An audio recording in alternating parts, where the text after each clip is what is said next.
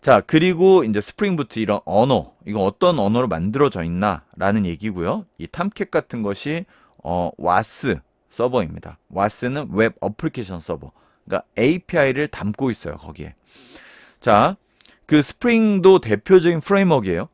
반드시 알아야 되는 백엔드 개발자라면 노드를 할 거예요. 뭐 그러면 조금 얘기가 다르긴 하지만 많은 부분이 스프링이에요. 우리나라 현실상. 어쨌든 이런 식으로 백엔드가 있고요. 오늘 백엔드를 아주 자세히 다룰 거 아니에요. 이런 걸 가지고도 여러 차례 이제 그 자세한 내용들을 다루는 것들이 뭐이 책에도 있고 뭐 여러 가지 백엔드 공부할 거리인 거죠. 자, 그리고 나서 그냥 쭉 흘러가 볼게요. 가볍게. 자, 로깅은 로그를 말해요. 로그. 로그를 찍는다는 거고 요즘은 이 서버를 여러 대를 쓰기 때문에 이 서버 자체에도 뭐 로컬 로그를 남길 수도 있지만 이 서버의 로그를 이렇게 중앙에 모으는 경우가 많습니다. 모으는 이유는 여러 가지가 있는데요. 뭐 분석을 위해서도 쓰고 요즘은 이제 빅데이터라고 해서 이거를 그냥 흘려 보내는 게 아니라 여러 가지 분석을 위해서 담아두기도 합니다.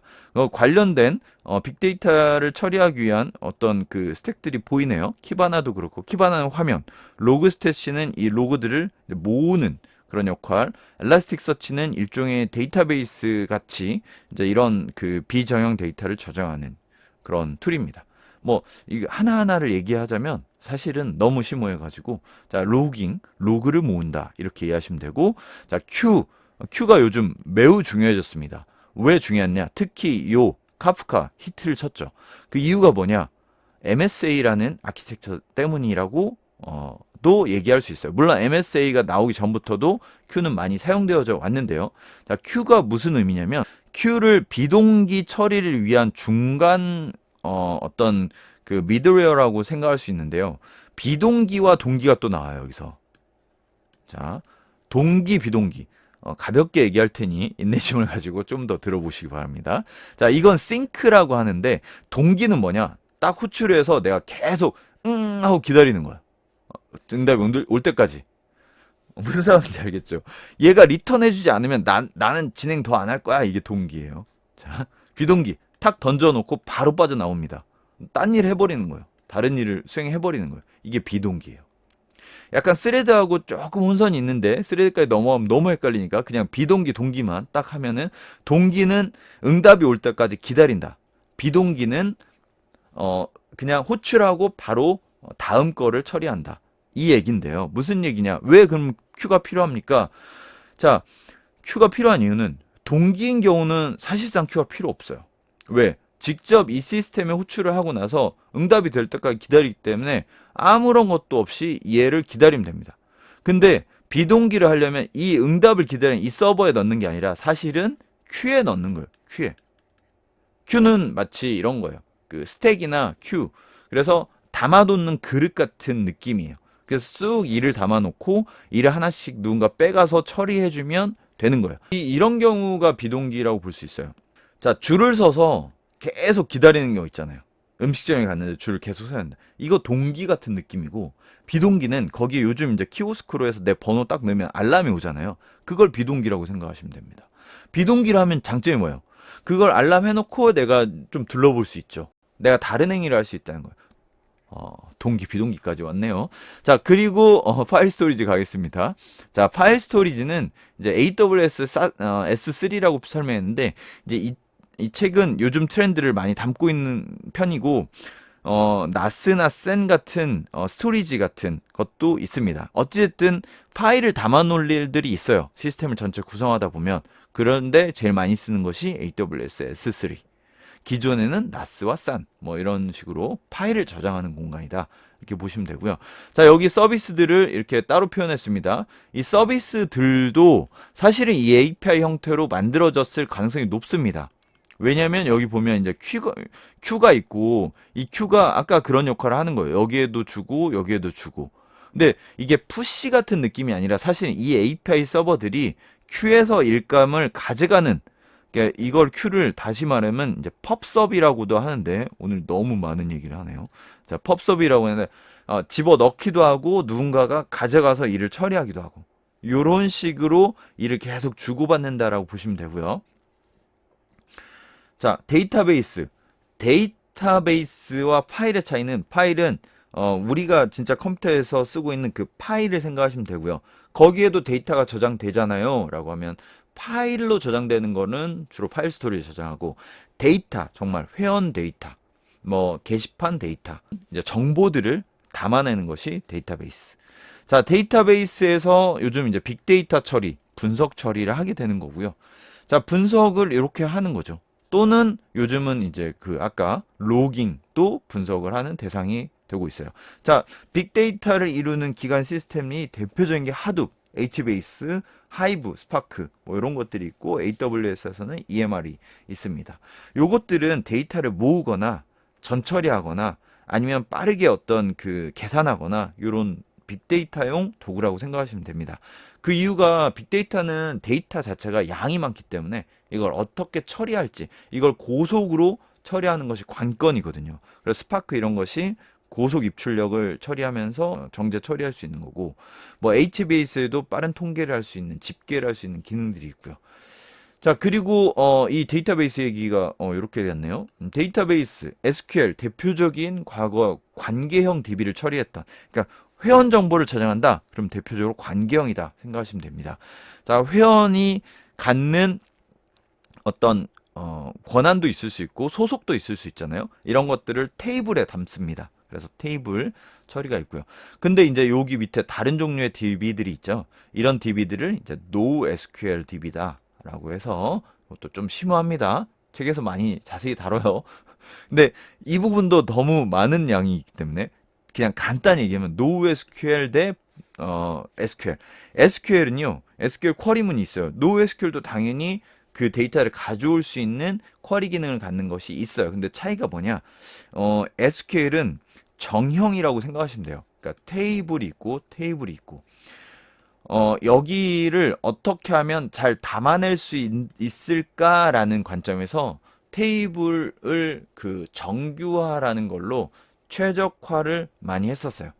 그러니까 여기에 회사의 그 조직원들을 다 담는, 뭐 회원처럼 이렇게 했다면, 이 구성원들이 속해 있는 조직 테이블을 이렇게 이제 만들었다면, 이 조직을 어떤 조직들이 있나, 부서도 많잖아요. 그 부서명을 따로 관리를 해서 그 조직원이 어떤 부서에 속했는지를 이제 관계도라는 거로 이제 서로 관계형 DB라고 불리는 DB 테이블을 만들어서 거기에 데이터를 차곡차곡 쌓았단 말이에요.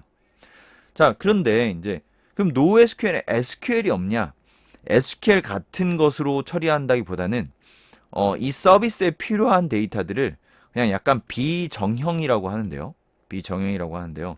이 데이터베이스, NoSQL 데이터베이스마다 어떤 담는 스타일이 좀씩 다르긴 하고 목적들이 좀 다르긴 해요. 대표적인 게 몽고DB가 있고요. 또 하나 중요한 건 뭐냐면 사상이 달라요. SQL은 어떻게 하면 테이블을 정말 뭐랄까 그 딱 최적화를 하는 것에 관심이 많았고, 또 물론 반정규라고 해서 좀 필요한 것들은 같은 테이블에 담기도 했었어요. 근데 NoSQL은 정말 필요한 거를 같은 테이블에 다 넣어버려요. 같은 왜냐면 한 번에 뽑아가면 좋잖아요.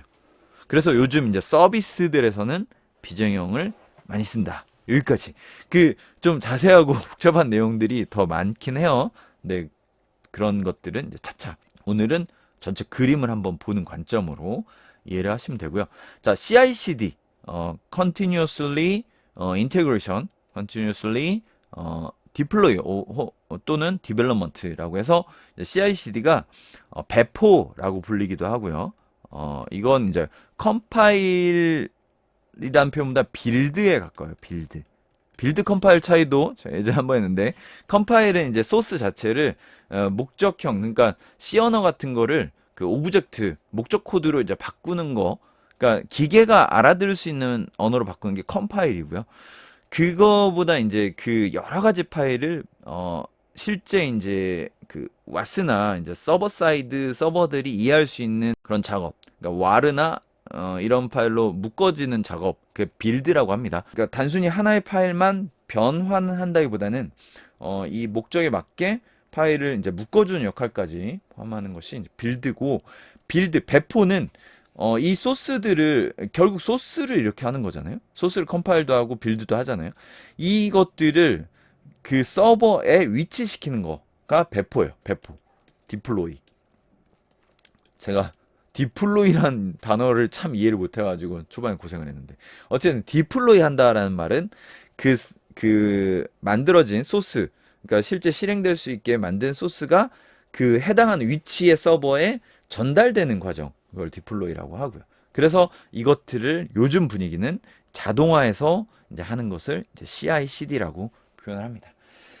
그것들을 하는 도구들이 여기 있고요. 뭐 대표적인 게 젠킨스죠. 자, 이런 식으로 전체를 한번 이제 보게 됐는데요. 사실 이거 한번 듣고는 이제 이런 거예요. 제가 이제 하고 싶었던 것 중에 하나인데, 이게 전체 여정이라고 보시면 됩니다. 뭐 이거 하나하나를 어느 정도 레벨로 알아야 돼요? 뭐 이거 다 알아야 됩니까? 뭐 이런 질문 많을 수 있는데, 사실은 백엔드 개발자는 지금 이거보다 훨씬 더 많은 부분일지 몰라도 최소한의 부분은 이 정도라고 보셔도 전 무리가 없다. 근데 이걸 뭐 노에스큐엘 DB를 내가 뭐, 뭐 구축할 수 있어야 되고 뭐 이런 건 상황에 따라 다르다고 봅니다. 그리고 그걸 좀 전문적으로 하는 역할의 사람들이 분명히 있을 수 있고요. 하지만 그분들과 커뮤니케이션 해야 되는 중심 역할이 백엔드 개발자이기도 해요. 물론 프론트엔드 개발자하고도 커뮤니케이션을 해야 되고, DB나 인프라 담당자하고도 클라우드 담당자하고도 커뮤니케이션을 해야 되기 때문에 어느 정도는 그쪽에서 어떻게 돌아가는지를 좀 윤곽이나 이렇게 흐름, 내가 누구랑 얘기해야 되는지 정도, 그리고 그분들이 무슨 얘기를 하는지 이해하는 것이 밴드 개발자의 역량이기도 하거든요. 그래서 가끔 이제 면접 같은 걸 보면 이런 것들도 툭툭 물어보는 거죠. 메시지 큐에 대해 설명해 보세요. 그러니까 내가 할 게 아닌데 라고 하기에는 너무 상당히 밀접한 관계가 있는 거고요. 제가 그때 번역했던 책은 이 내용을 다 다룬다고 보시면 돼요. 그러니까 왜 이렇게 방대하게 책이 이렇게 너무 방대한 거 아닌가라고 생각했지만, 제가 곱씹으면서 한 10번 이상 본 것 같은데, 그렇게 보면서 그래, 결국은 백엔드에서 이루어진 일들을 어느 정도까지는, 사실 책에서 다루는 정도 수준까지는 이해할 필요가 있어 라고 저도 상당히 동의를 했고요. 더 자세하게는 한번 나중에, 정말 사실 여기까지만으로도 충분하잖아요. 사실 이것만 들으고 투머치예요, 투머치. 왜냐면 한 번에 제가 10분, 20분 만에 이걸 다 설명한다? 이건 사실 거의 불가능한 거고, 제가 쭉 펼쳐가지고 한번 강의식으로도 한번 준비를 해볼 생각도 있어가지고요. 요 생각이 있을 때 한번 올려봤으니까 그냥 이것만으로도 도움이 되셨으면 좋겠고요. 차차 올릴 영상으로도 도움이 되셨으면 좋겠고, 제가 나중에 좀 더 자세히 같이 좀 가기를 원하시는 분들은 또 그런 방식으로도 좀 해볼 생각입니다. 그러니까 제가 책을 번역하고도 일말에 뭐 그 사회적 책임, 너무 거창한 얘기 빼겠습니다. 좀 잘 이해하셨으면 좋겠습니다. 질문 있으시면 질문 남겨주시고요. 도움이 되셨다면 좀 좋다라고 해주시면 저도 되게 신이 나서 할 것 같습니다. 또 좋은 내용으로 찾아뵙겠습니다. 감사합니다.